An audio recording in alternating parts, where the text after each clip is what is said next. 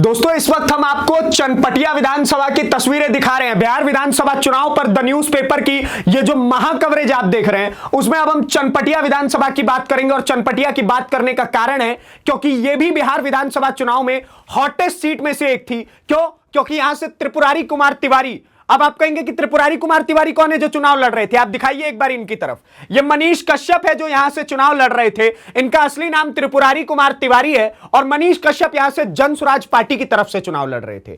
अभी मैं आपको आंकड़ों की तरफ भी लेके चलूंगा कि किस प्रकार से इस वक्त जन स्वराज पार्टी से मनीष कश्यप बहुत पीछे हैं। क्योंकि इस बार यहां पर आप देखेंगे तो मनीष कश्यप को मात्र 23,483 वोट्स आए हैं और 38,000 वोटों से इस वक्त मनीष यहां पर पीछे चल रहे हैं। और दूसरी तरफ इस सीट पर जो लीड कर रही है, क्योंकि सन 2000 से यह सीट भारतीय जनता पार्टी के खाते में है और यहां पर 61,000 वोट अकेले उमाकांत सिंह जो भारतीय जनता पार्टी से है उनके खाते में और 5,500 वोटों से ये यहां पर लीड कर रहे हैं। अभिषेक रंजन इंडियन नेशनल कांग्रेस से 56,000 वोटों पर है और 5,500 वोटों से ये पीछे चल रहे हैं इस वक्त भारतीय जनता पार्टी से। हालांकि इस सीट पर सबसे अधिक अगर किसी की बात हुई, सोशल मीडिया का जो बेताज बादशाह बताया जाता था एक समय पर बिहार में, आज वो राजनीति में कहीं नजर भी नहीं आ रहा है। उसके पीछे का कारण मैं आपको बताता हूं। जब नाश मनुज पर छाता है पहले विवेक मर जाता है। अब आप कहिएगा कि कैसे, क्योंकि मुझे वो मनीष कश्यप भी याद है। वो मनीष कश्यप एक समय पर यह भी कहा करते थे, तो एक काम करो, जो बिहार का स्वास्थ्य मंत्री है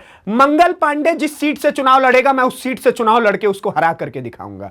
अरे उस सीट को छोड़ दीजिए, मनीष कश्यप अपनी जिस विधानसभा में वो पैदा हुए, जन्मभूमि जो इनकी है, चनपटिया से भी जीत करके नहीं आ पा रहे हैं। आपको याद होगा कि किस प्रकार से प्रशांत किशोर ने जब मनीष कश्यप को पार्टी में शामिल किया था, बापू भवन है पटना में, वहां पर जब इन्होंने मनीष कश्यप को पार्टी में शामिल किया तो इन्होंने कहा कि भाई साहब देखिए, हमने एक ऐसे लड़के को, सन ऑफ बिहार जिसको कहा जाता है, हमने उस आदमी को पार्टी में शामिल किया और हम बिहार बदलेंगे अब। हालांकि जनस्वराज पार्टी भी शून्य पर, मनीष कश्यप भी शून्य पर इस वक्त तक सवार है और आप लगातार तस्वीरों में देख सकते हैं। अच्छा, एक और इंटरेस्टिंग बात देखिए कि मनीष कश्यप चाहे चले गए हो जनस्वराज पार्टी में, लेकिन थोड़ा कैमरा जूम करके इनकी तस्वीर की तरफ दिखाइएगा। आप इनके कोट का रंग देख पा रहे हैं? आप, मैं चाहूंगा कैमरे पे दिखाइए कि इनके कोट का रंग आज भी भगवा ही है।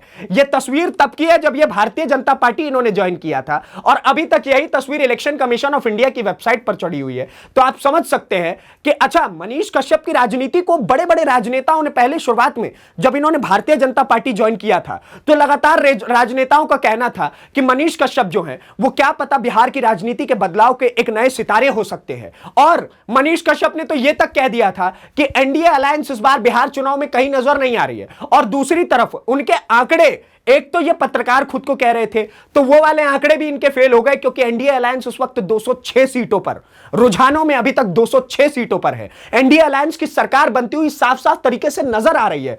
तो इस बार मनीष कश्यप की स्थिति आप देख सकते हैं कि मात्र 23,000 वोट, जो इनके जो नंबर 1 इस सीट पर कैंडिडेट चल रहे हैं 61,000 वोट, 1/3 वोट भी मनीष कश्यप के पास इस वक्त नहीं है। मनीष कश्यप की यह स्थिति है। 6 लोग इस सीट पर खड़े हुए थे। मुझे लगता है कि मनीष कश्यप को अब राजनीति से संन्यास ना लेना पड़ जाए। मैं ऐसा क्यों कह रहा हूं, उसके पीछे का कारण बताता हूं।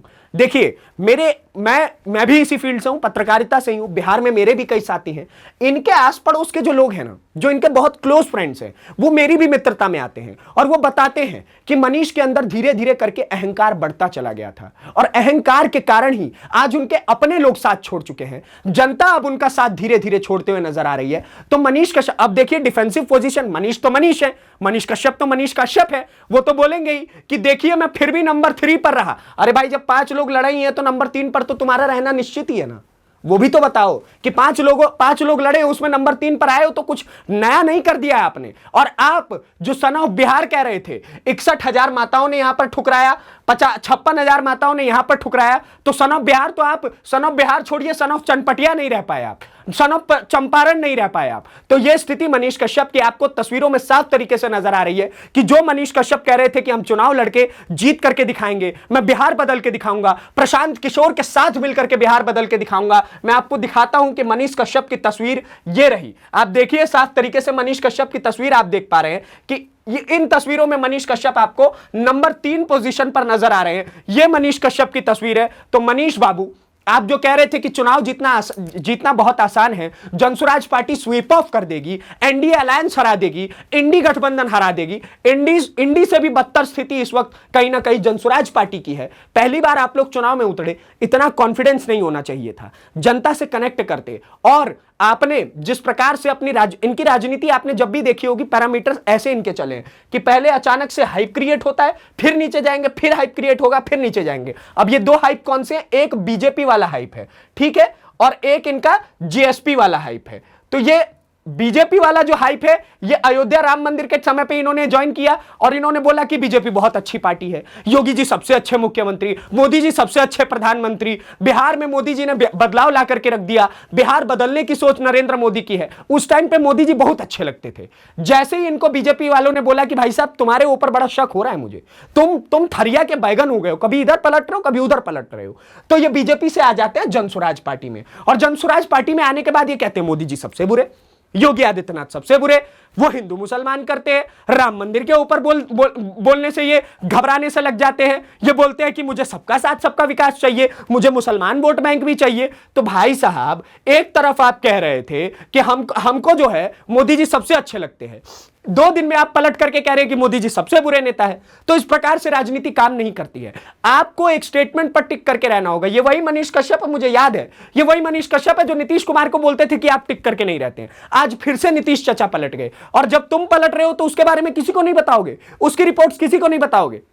और मजे की बात, हालांकि हमें चैनल्स पर टिप्पणी नहीं करनी चाहिए, लेकिन जो इनका चैनल है, मैं नाम नहीं लूंगा, वो चैनल भी इनके चरण चुंबन में लग गया। वो पत्रकारिता अपनी भूल करके ही आगे बढ़ गया। वो खाली मनीष की खबरें दिखा रहा था कि मनीष जी आज फलाना जगह गए, मनीष जी आज ढिंकाना माता से मिले, आज मनीष जी ढिकाना मंदिर में गए, आज मनीष जी ने ढिकाना समाज से मुलाकात की। तो ये चीज पत्रकारिता भी नहीं दिखा पा रही है आपकी। आप अच्छे यूट्यूबर थे, वो भी आपका माइनस में नंबर चला गया। आप एक अच्छे नेता बन सकते थे, वो भी माइनस में आपका नंबर चला गया। और मनीष ने कहीं ना कहीं अपनी जो पृष्ठभूमि बिहार में खोजी थी, मनीष जो एक टाइम पे बिहार सन ऑफ बिहार कहलाते थे, अब वो सन ऑफ बिहार की उपाधि भी मनीष के हाथ से जा चुकी है। नंबर से एक बार और आंकड़े में आपको एक बार और बता देता हूं कि जिस सीट से चनपटिया विधानसभा से मनीष कश्यप इस वक्त चुनाव लड़ रहे हैं, 61,000 भारतीय जनता पार्टी यहां पर नंबर 1 पर लीड कर रही है। दूसरे नंबर पर अभिषेक रंजन जो कि Congress party Indian national Congress से चुनाव लड़ रहे हैं, 56,000 वोट। और अंतकाल मनीष कश्यप की अगर मैं बात करूं तो मात्र 23,483 वोट। यह मनीष कश्यप की इस बार के बिहार चुनाव में स्थिति है। बाकी आप क्या सोच रहे हैं और कौन से हॉट सीट के बारे में आप जानना चाहते हैं, हमें कमेंट बॉक्स में बताइए। और बिहार चुनाव की सबसे बड़ी कवरेज द न्यूज़पेपर पे देखिए। धन्यवाद, नमस्कार, जय हिंद, जय बिहार।